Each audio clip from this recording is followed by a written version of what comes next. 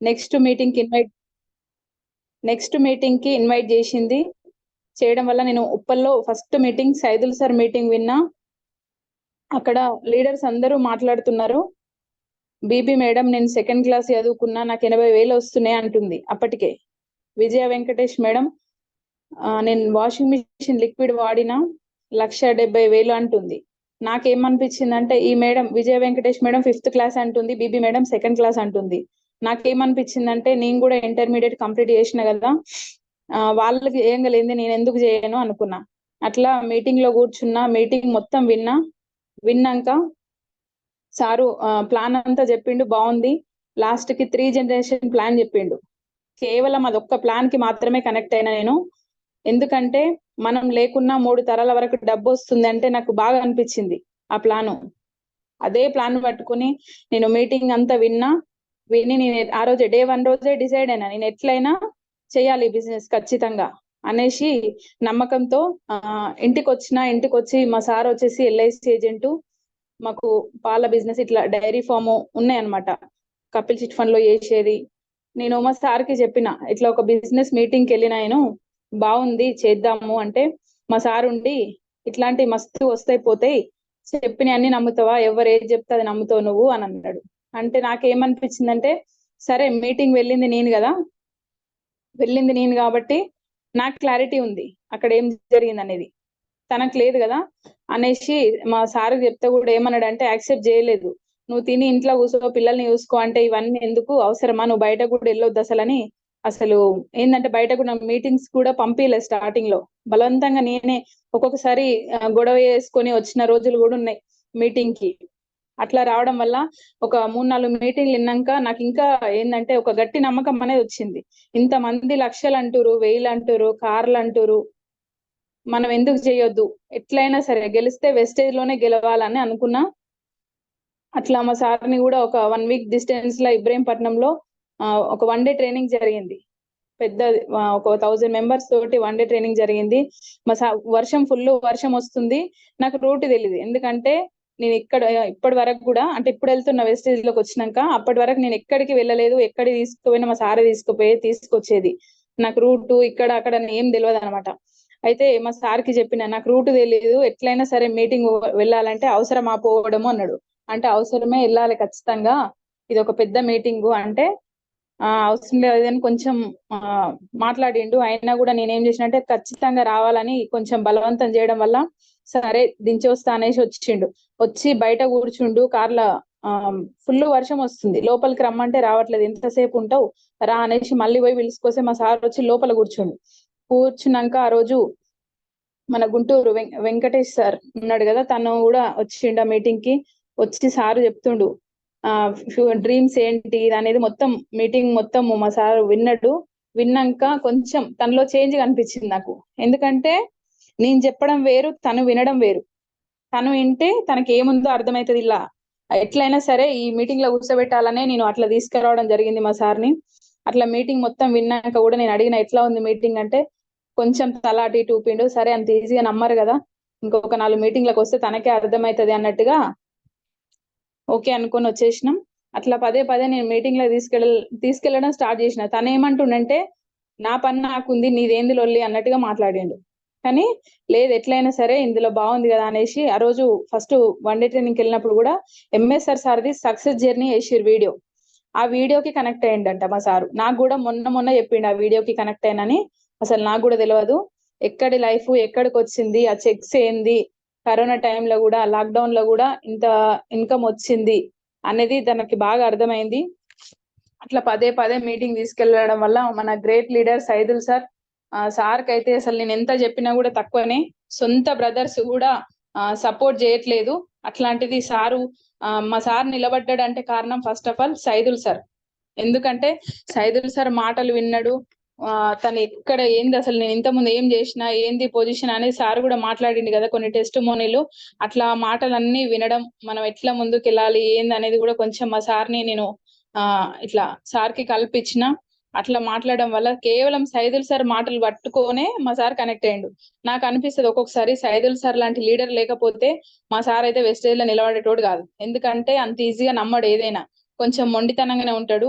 ఏంటంటే before Vestige ఇప్పుడు చాలా చేంజ్ అయ్యింది, కానీ బిఫోర్ వెస్టేజ్ ఎట్లా ఉంటుందంటే ఒకరేంది మనకు చెప్పడం, మనకు అన్ని తెలుసు, ఎట్లా అంటే డబ్బు ఏంది, ఒక మంచి పేరు ఉంటే చాలు అన్న ఉన్న వ్యక్తి. అట్లాంటిది ఈ రోజు వెస్టేజ్ ఇంత మార్చింది అంటే నాకే అనిపిస్తుంది ఒక్కొక్కసారి, మా సార్ ఇంత మారిండా అనిపిస్తుంది నాకు కూడా. అట్లా మొండిగా ప్రవర్తించడం వల్ల ఏది నకపోయేది. అట్లా నా అప్లయన్స్ ప్రతి ఒక్కరికి పేరు పేరున వాళ్ళు, ఎందుకంటే వాళ్ళు ఫాలోఅప్ చేయడము, మాట్లాడడము, అన్ని చేయడము, అలా ఒక్కొక్క మీటింగ్ లో ఒక్కొక్కరి మాటలు కనెక్ట్ అవ్వడం, అట్లా మా సార్ బిజినెస్ లోకి రావడం జరిగింది. స్టార్టింగ్ లో కూడా నేను బిజినెస్ స్టార్ట్ చేసినప్పుడు అంటే మా 3-4 months వరకు మా సార్ రాలేదు కదా. అది రాకపోయేసరికి స్టార్టింగ్ లో నేను బిజినెస్ స్టార్ట్ చేసినప్పుడు చాలా మంది ఏమన్నారంటే, నీకు అవసరం అమ్మ, అత్తమామ సంపాదించిన భూమి ఉంది కదా, మీ అమ్మ వాళ్ళు కూడా ఇచ్చిరు కదా నీకు, 2 ఆడపిల్లలు, ఎందుకు నీకు ఇదంతా అవసరమా, ఈ బ్యాగ్ వేసుకొని తిరగడము, ఇదంతా చెప్పడం నీకెందుకు, మీ సార్ ఎల్ఐసి చేస్తున్నట్టున్నావు కదా, బానే వస్తుందిగా, బయటికి వెళ్ళనీయకుండా దాతుండు, మీకు ఏమైంది, నువ్వు ఇట్లా తిరుగుతున్నావు అంటే నేను ఎవ్వరి మాటలు వినలేదు సార్. ఎందుకంటే సక్సెస్ అయ్యేదాకా చెవిటి వాడిలా నటించాలని చెప్తారు కదా, అట్లా నేను ఎవ్వరి మాటలు వినకుండా సరే ఏదైనా సరే గెలిచి చూపియాలి కానీ ముందు ఏది మాట్లాడొద్దు అని ఒకటే డిసైడ్ అయినా నేను. అట్లా డిసైడ్ అయ్యి ప్రతి ఎవ్వరు ఏమన్నా కూడా, ఇంట్లో కూడా అన్నారు, మా అత్తమ్మ కూడా అన్నది, ఎందుకు నీకు ఇది ఏంది, ఏం తిరుగుడు, ఏం ఫోన్లు, ఇట్లా ఇప్పుడు ఊర్లోకి వెళ్ళినప్పుడు ఫోన్లో మాట్లాడుతుంటే కూడా మా అత్తమ్మ వాళ్ళకి అనేది, అసలు ఏం ఫోన్లు వస్తాయి, ఈ ఫోన్లు ఏం మాట్లాడు, పిల్లలు ఏంది ఏం కథ అన్నట్టు కొంచెం మాట్లాడిరు. కానీ ఎంతన్నా సరే ఇందులో ఏముందో మనకు తెలుసు, మనం నిలబడ్డాం, రేపు సక్సెస్ అయినాక వాళ్ళే అంటారు అనేసి నేను ఎవ్వరు ఏమన్నా మళ్ళీ రిటర్న్ చెప్పలేదు సార్. ఎందుకంటే మనం ఏదైనా సక్సెస్ అయి చెప్తే నమ్ముతారు ఎవరైనా, మనం సక్సెస్ కాకుండా ఇందులో ఇది ఉంది అది ఉంది అంటే ఎవ్వరు నమ్మరు. కాబట్టి నేను ఎవ్వరు, మా ఫ్యామిలీ మెంబర్స్ కూడా ఇంతవరకు బిజినెస్ లకు, మా ఆడబిడ్డ వాళ్ళ అల్లుడు ప్రసాద్ రెడ్డి సార్ ఒక్కడే రావడం జరిగింది, రిలేషన్స్ కూడా ఎవ్వరు రాలేదు. మా సొంత వాళ్ళు కూడా ఏంటంటే, ఏం తిరుగుడు, ఎప్పుడు చూసినా మీటింగ్లు, ఇదంతా అవసరమా, ఊకే ఏముంటది, ప్రతి మీటింగ్ లో అటెండ్ కావడం అవసరమా, ఇట్లా నెగిటివ్ గా మాట్లాడేది. ఇంటికి పోయినప్పుడల్లా, ఇప్పుడు ఇంటికి వెళ్ళినప్పుడల్లా అందరం ఫ్యామిలీ కలుస్తాం కదా, అట్లా మాట్లాడేది. నాకు కొన్నిసార్లు అనిపించింది సక్సెస్ అయ్యేదాకా ఇంటికి కూడా పోవద్దు అనిపించింది, అట్లా ఫిక్స్ అయినా నేను. ఎందుకంటే అలా అంటుంటే కొంచెం మనకు రోషం అనేది వస్తుంది కదా, ఇంటికి కూడా పోవద్దు, మనం సక్సెస్ అయినాకనే వీళ్ళకి ఏందనేది చూపియాలి అనేది ఒక్క డిసైడ్ అయింది సార్. ఇంకొకటి మా సార్ కూడా ఇంత ముందు చాలా బిజినెస్లు చేసిండు, చేసినా కూడా పెద్దగా లాభం అయితే ఎందులో లేదు. ఎందులో చూసినా కూడా అంతంత వరకే ఖర్చుల మట్టుకే, కానీ పెద్దగా మేము ఏం సంపాదించుకోలేదు మా సొంతంగా. అట్లా మా సార్ కూడా లాస్ అవ్వడం వల్ల సొంత, ఇప్పుడు మన వాళ్ళు కూడా ఏదైనా మంచిగా ఉంటేనే అందరినీ ఒకలాగా చూస్తారు, కొంచెం తేడా ఉంటే ఆ ఫీలింగ్ అనేది తెలుస్తుంది కదా. మా సార్ కొంచెం లాస్ అవ్వడం వల్ల బిజినెస్ లలో అది ఇది ఉండేసరికి నేను ఒకటే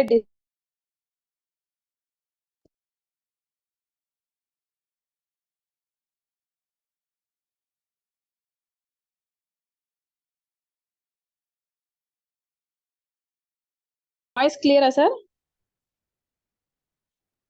clear madam. Okay sir, okay. నేను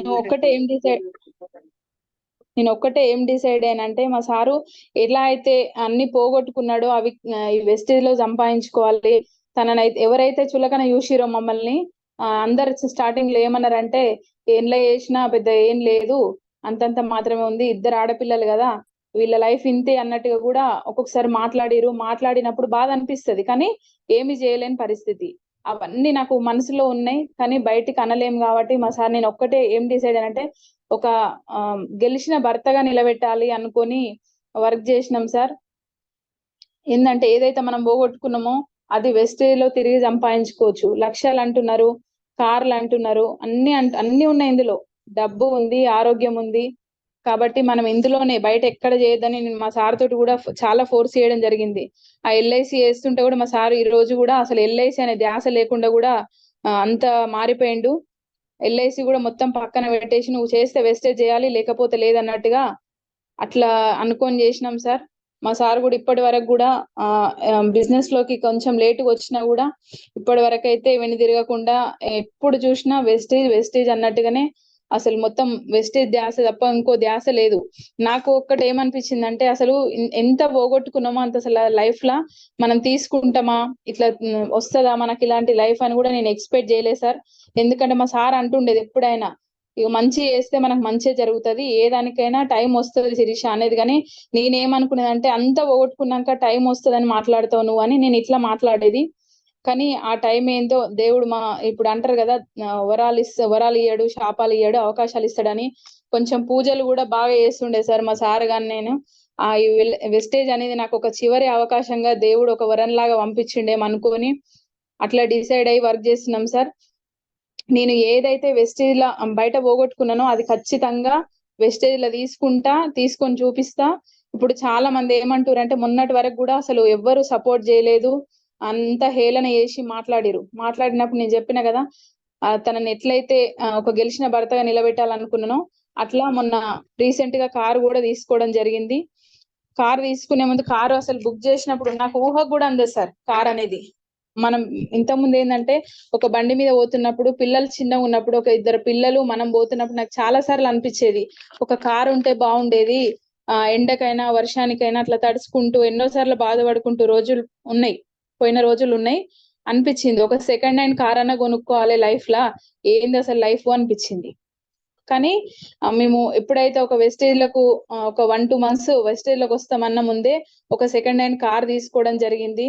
ఆ కార్ తీసుకున్నప్పుడు నేనేమనుకున్నా అంటే ఇది నా లైఫ్ కి ఇంతే, ఇక సెకండ్ హ్యాండ్ కార్ ఇంతే, అంతకంటే ఎక్కువ మనం ఏం చేయలేము అనిపించింది. కానీ ఆ దేవుడు ఇచ్చిన అవకాశం వెస్టేజ్ అసలు ఇందులోకి వచ్చినాక ఈ లక్షలు కార్లు ఈ మాటలన్నీ వింటూ మనం మీటింగ్లలో వింటుంటే నాకు ఒకటే అనిపించింది, అసలు లైఫ్ లా కొత్త కార్ అనేది అసలు ఊహకు కూడా అందంది. మనం ఖచ్చితంగా కార్ తీసుకోవాలి. విజయ వెంకటేష్ సార్ వాళ్ళది ఫస్ట్ ఒకసారి వీడియో ప్లే చేసిరు ఒక మీటింగ్ లా. మేడం అన్న స్టేజ్ మీదకి వచ్చి మీకు కూడా ఇలాంటి కార్ కావాలనిపిస్తుందా, మీరు కూడా స్టేజ్ మీదకి రావాలనిపిస్తుందా అన్నది. ఎవరికి అనిపిస్తుంది అన్నప్పుడు నేను హ్యాండ్ రైస్ చేసిన ఆ రోజు. అన్నది మేడం ఎవరైతే చెయ్యెత్తిరో ఖచ్చితంగా వస్తుంది, డిసైడ్ అయ్యి వర్క్ చేయండి అన్నది. అట్లా అన్నప్పుడు నేను కూడా అనుకున్నా ఏదో ఒక రోజు నా వీడియో కూడా రావాలి, నేను కూడా ఖచ్చితంగా కార్ తీసుకోవాలి, గెలవాలి అనుకున్నా. అసలు నా కార్ బుక్ చేసిన రోజు కూడా సార్ అసలు ఏం అనిపించలేదు. ఏంటంటే కార్ బుక్ చేస్తున్నాం కదా అన్న ఫీలింగ్ అనిపించింది, కొత్త కారు బుక్ చేస్తున్నాం అనిపించింది. కానీ కార్ తీసుకునే ఒక 2 రోజుల ముందు నుంచి అసలు నాకు నిద్ర కూడా పట్టలేదు 2-3 days దాకా. ఎందుకంటే అసలు నా లైఫ్ ఏంది బిఫోర్ వెస్టేజ్, నేను ఒక కొత్త కారు కొనడం ఏంది, ఒక 16 లక్షలు పెట్టి కార్ తీసుకుంటున్నా అంటే అసలు నాకు అసలు నిద్ర కూడా పట్టలేదు. చాలా మంది ఏమన్నారంటే కార్ బుక్ చేసినాక కూడా నాకు కొన్ని వచ్చినాయి, ఏమన్నారంటే మా ఫ్రెండ్స్ కూడా స్టార్టింగ్ లో చెప్పినప్పుడు నువ్వైతే తీసుకో చూద్దాం చేద్దాం అన్నారు. కార్ బుక్ చేసినాక ఏమన్నారంటే నువ్వు ఒక్కదానివే తీసుకుంటావా లక్ష, నువ్వు ఒక్కదానివే తీసుకుంటావా కారు, మాకు కూడా ఇప్పియొచ్చు కదా. ఇగో ఇట్లా వస్తున్నాయి. వచ్చినప్పుడు కూడా నాకేమనిపించింది అంటే సరే వాళ్ళకి అప్పుడు తెలియదు, ఎవరైనా ఈ బిజినెస్ లోకి అంటే కావాలని ఎవరు వద్దు అనుకోరు, క్లారిటీ లేక దీని గురించి తెలియకనే వద్దు అనుకుంటారు కదా అనేసి అనుకున్నా. అట్లా మా ఫ్రెండ్స్ కూడా లక్ష వచ్చినాక చాలా మంది రావడం జరిగింది. ఇంకొకటి ఒక ఫ్యామిలీ, ఇప్పుడు చాలా మంది చెప్తారు కదా ఇంట్లో అత్త గాని కోడలు గాని మనం ఏమి చేయనప్పుడు ఇంట్లో ఫ్యామిలీ కూడా సార్ రెస్పెక్ట్ చేయదు. ఎందుకంటే నా కొడుకు తెచ్చి పెడితేనే తింటున్నావు అన్న ఫీలింగ్ లో ఉంటారు. ఇది ప్రతి ఇంట్లో ఉన్నదే. అలాంటి ఫీలింగ్ ఉండే. ఒక 10-20 వేలు వచ్చినప్పుడు వాళ్ళు పెద్దగా బిలీవ్ చేయలేదు, ఏమనలేదు కూడా. ఒక 50 వేలు వచ్చినప్పుడు సరే అన్నట్టు ఉన్నారు. ఇప్పుడు 1,00,000 వచ్చినాక మా అత్త మామ కూడా హ్యాపీ అయిపోయారు. ఎందుకంటే నా కొడుకు కూడా ఒక ట్రాక్ లో పడ్డాడు, గెలుస్తాడు. మా మామయ్య చెప్పిరంట ఎవరో, మీ కొడుకు ఒక మంచి బిజినెస్ పట్టుకుండు చేస్తురు, మంచిగా ఉంది, ఏం కాదు సెట్ అవుతాడు అని చెప్పిరంట. చెప్పినప్పటి నుంచి వాళ్ళు కూడా ఏంటంటే సరే ఎట్లయినా సరే వీడు కష్టపడతాడు, కష్టపడే తత్వం ఉంది, కాకపోతే ఒక సరైన ప్లాట్ఫామ్ దొరకలేదు ఇన్ని రోజులు, ఇప్పుడు దొరికింది చేసుకుంటుండన్న హ్యాపీనెస్ తోటే ఉన్నారు. ఇప్పుడు మనం చెప్పకుండా బయట వాళ్ళు చెప్తారు కదా, ఊరు వాళ్ళకినా ఇంత చెక్ వస్తుంది ఇంత చేస్తున్నారు అని చెప్తారు కదా, అట్లా వాళ్ళు కూడా హ్యాపీగా ఫీల్ అయ్యారు. మా మామయ్య కూడా సార్ అసలు ఏంటంటే నాకు చిన్న కొడుకు అంటే మేము చిన్న వాళ్ళము ఇంట్లో, నా చిన్న కొడుకుకి 2 ఆడపిల్లలు అన్నట్టు కొంచెం తనైతే ఎప్పుడు మాకు సపోర్ట్ గా ఉంటుండే. అసలు ఏంటంటే ఏ విషయంలో అయినా సరే తన సపోర్ట్ చాలా ఉంది. మా సారు కూడా ఒకటే అన్నాడు, మా ఒక గెలిచిన కొడుకు కారు 1,00,000 రూపాయలు తీసుకొని ఫస్ట్ మా నాన్నకు ఒక చిన్న గిఫ్ట్ ఇవ్వాలి నేను అని అనుకుంటూ మొన్న ఉగాది రోజు కారు తీసుకున్నాం కదా 9వ తారీఖు. కారు తీసుకోవడం వల్ల ఆ రోజు అసలు మా మామయ్య అప్పటిదాకా కూడా షోరూమ్ కి వచ్చేదాకా కూడా మా అత్తమ్మ గాని వీళ్ళు అసలు నమ్మలేదు, ఏందో వీళ్ళు తిరుగుతారులే చేస్తారులే ఇదే మైండ్ సెట్ తోటి ఉన్నారు వాళ్ళు. కానీ అక్కడికి వచ్చినాక కార్ ఓపెనింగ్ గాని మన లీడర్స్ అందరూ వచ్చిర్రు, సైదుల్ సార్ గాని ఇట్లా కార్ ఓపెనింగ్ చేసినప్పుడు అసలు వాళ్ళ ఫేస్, మా మామయ్య ఫేస్ లా హ్యాపీనెస్ వేరే ఉంది. ఎందుకంటే ఒక సొంత బిడ్డలాగా చూసుకుంటాడు నన్నైతే. ఎందుకంటే అసలు సొంత బిడ్డను కూడా అంతగానం చూస్తాడో చూడడో గానీ నాకైతే అంత హ్యాపీగా అనిపిస్తది. ఒక గెలిచిన కొడుకు కోడలు అన్న ఫీలింగ్ తోటి వచ్చింది. కానీ అది ఒక చిన్న సక్సెస్ సార్ మాకు. కానీ వాళ్ళకు మాత్రము బిఫోర్ వేస్టేజ్ తోటి ఊహించుకుంటే మాత్రము ఒక ట్రాక్ లోకి వచ్చిర్రు నా కొడుకు కోడలు అన్న ఫీలింగ్ తోటి ఉన్నారు. కానీ నాకు చాలా హ్యాపీగా అనిపించింది. ఆ రోజైతే ఇంకా అసలే నిద్రపట్లేదు. ఆ కార్ తెచ్చి ఇంటి ముందు పెడితే కూడా, నేను పాత కారు ఉన్నప్పుడు పెద్దగా దాన్ని అసలు ఏమనిపించలేదు. నైట్ ఒక 11 గంటలకు పోయి పైనుంచి చూస్తున్నాను అసలు కారు ఇదేనా ఏంది అన్నట్టు. అసలు నాది అన్న ఫీలింగ్ అసలు నేను జీర్ణించుకోలేకపోతున్నాను. ఎందుకంటే నా లైఫ్ ఇది కాదు అసలు. బిఫోర్ వేస్టేజ్ నా లైఫ్ ఇది కాదు. నేను ఒక కొత్త కారు కొంటా, 1,00,000 రూపాయలు ఇన్కమ్ తీసుకుంటాను కూడా నేను ఎప్పుడు అనుకోలేదు. అట్లా ఇప్పుడు ఫ్యామిలీలో గానీ మన రిలేషన్ లో గానీ ఎవరైనా సరే బాగుందంట, ఇట్లా చేస్తున్నారు, మంచిగా ఉంది, సెటిల్ అవుతున్నారు అన్న పేరు వచ్చింది. మా హస్బెండ్ కూడా ఇప్పుడైతే అసలు వెస్టేజ్ తప్ప వేరే ధ్యాస లేకుండా అయిపోయింది సార్. ఎందుకంటే బిఫోర్ వెస్టేజ్ తోటి పోల్చుకుంటే నేను ఎంతగానం, ఎందుకంటే అసలు ఒక హస్బెండ్ ఒక ఫీల్డ్ నుంచి ఒక ఫీల్డ్ కి రావాలంటే అంత ఈజీగా రారు. కానీ ఇంతగానం వచ్చి దీని మీద డిపెండ్ అయ్యి అసలు నాకు వెస్టేజ్ తప్ప వేరే ధ్యాస లేదన్నట్టు చేస్తుండగా అది నాకు బాగా అనిపించింది. ఇంతగానం ఈ మనిషి మారతాడా, అసలు ఈ మనిషేనా అనిపిస్తుంది నాకు ఇప్పటికి కూడా. పిల్లలు కూడా ఎంత ముందు ఎట్లా అంటే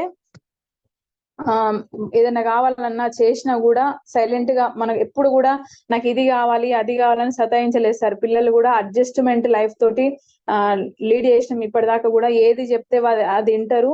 ఇది కాదు నాన్న అది అంటే ఓకే అంటారు. ఇప్పుడు పిల్లలు కూడా ఒక కార్ తీసుకోవడం, ఎవరికైనా వచ్చినా కూడా పిల్లలు కూడా సార్ అసలు వెస్టేజ్ అంటే అంటారు కదా పిల్లలకు కూడా ఇదైపోతుందని, ఎవరైనా వచ్చినా కూడా వెస్టేజ్ గురించి ఎక్స్ప్లెయిన్ చేస్తారు పిల్లలు. ఇది కూడా బాగా అనిపిస్తుంది నాకు. ఇంత చిన్న వయసులో అంటే మా అమ్మ నాన్న ఏం చేస్తారు ఏందనేది. చాలా మంది ఏం చెప్తారంటే బయటకు వచ్చి బిజినెస్ చేసుకోండి అంటే పిల్లలు ఉన్నారు, అత్త వద్దంటుంది, అమ్మ వద్దంటుంది, హస్బెండ్ వద్దంటుండు అంటారు. ఎవ్వరు వద్దంటారు. కానీ మనం గట్టిగా నిలబడి డిసైడ్ అయితే అన్ని జరుగుతది. ఇంకొకటి ఏంటంటే ఇప్పుడు పిల్లలు వద్దంటారు అని అంటారు కదా, చాలా మంది బయటకు వెళ్ళట్లే, కంఫర్ట్ జోన్ నుండి బయటకు రావట్లేదు కదా. ఒక రోజు మొన్న ఎంఎస్ఆర్ సార్ అన్నాడు ఒక మీటింగ్ లో, పిల్లలు పిల్లలు ఉన్నారు బయటకు వెళ్ళొద్దని అంటారు కదా. ఒక రోజు పిల్లలు అడుగుతారు, నువ్వు నాకేం చేసినావమ్మా, వాళ్ళ మమ్మీ చేసింది నువ్వెందుకు చేయలేదు, వాళ్ళ డాడీ చేసిండు నువ్వెందుకు చేయలేదు అంటే ఆ రోజు ఏం సమాధానం చెప్తారు మీరు అన్నాడు సారు. నాకు అది నన్ను ఇంకా బాగా కదిలిచ్చింది అది. ఎందుకంటే ఈ రోజు మనం ఎంత కష్టపడ్డా కూడా వాళ్ళు ఎంతో కొంత అర్థం చేసుకొని ముందుకు వస్తారంటే రేపు పొద్దున ఫ్యూచర్ లో ఒక మంచి ఇల్లు, ఒక మంచి లగ్జరీ లైఫ్, పిల్లలకు మంచి చదువు, మంచి కారు, వీటన్నింటి కోసమే కదా మనం చేసే ప్రయత్నం అంతా. పిల్లలకు కూడా అర్థమవుతుంది. పిల్లలు కూడా మంచి సపోర్ట్ ఉన్నారు సార్. నాకైతే దేవుడు ఇచ్చిన వరం అనుకుంటా. నాకు ఇద్దరు ఆడపిల్లలన్న అసలు ఫీలింగ్ కూడా లేదు. ఎందుకంటే ఫ్యామిలీ కూడా ఒక వెస్టేజ్ ఫ్యామిలీ, వీళ్ళు వాళ్ళు అని కాకుండా మొత్తం ఒక ఫ్యామిలీ లాగా అయిపోయారు. బయట చుట్టాలు కూడా ఏదైనా ఫంక్షన్ జరిగినా కూడా బయట చుట్టాలు కూడా అసలు గుర్తుకు రావట్లేదు, కానీ మన వెస్టేజ్ ఫ్యామిలీ గుర్తుకు వస్తుంది ఫస్ట్. అందరూ 1,00,000 వచ్చినాక ఇది అంటారు, కానీ నాకు మాత్రం ఈ 1,00,000 అనేది చాలా చిన్న సక్సెస్. నేను డిసెంబర్ వరకు ఖచ్చితంగా ఒక 5,00,000 తీసుకుంటా. నా అండర్ లో కూడా ఒక 10 మందికి 1,00,000 ప్లస్ ఒక 8 కార్లు. ఆ 8 కార్లు ఎవరు అనేది నాకు కూడా క్లారిటీ ఉంది. అదే ప్రకారం నేను గోల్ రీచ్ చేసుకుంటూ వెళ్తాను. థ్యాంక్ యూ మేడం నాకు ఈ అవకాశం ఇచ్చినందుకు. Thank you madam, thank you so much. నేను మీకు థ్యాంక్స్ చెప్పుకోవాలి. మనం అడగంగానే మా టీం కోసం నేను పరిచయం చేసినాను మీకు. Thank you sir. Heartfully thank you so much.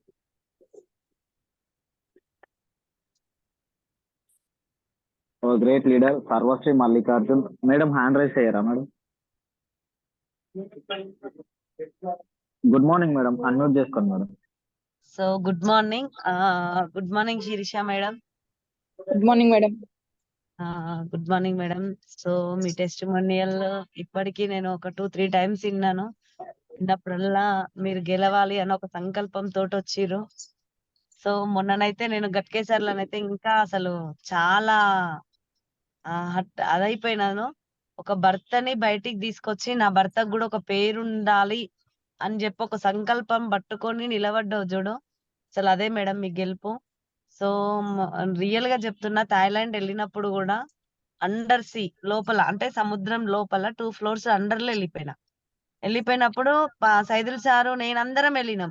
Prabhakar sir ఇట్లా సైదుల్ సార్ మిస్ అయిపోయి ముందుకు వెళ్ళిపోయిండు. ఇంకా నన్ను మాత్రం అసలు నాకు అందులో పోగానే చెవుల్లోకి వాటర్ అసలు అట్లా పోయి భయపడ్డప్పుడు నా పక్కకు ప్రభాకర్ సారే ఉండే.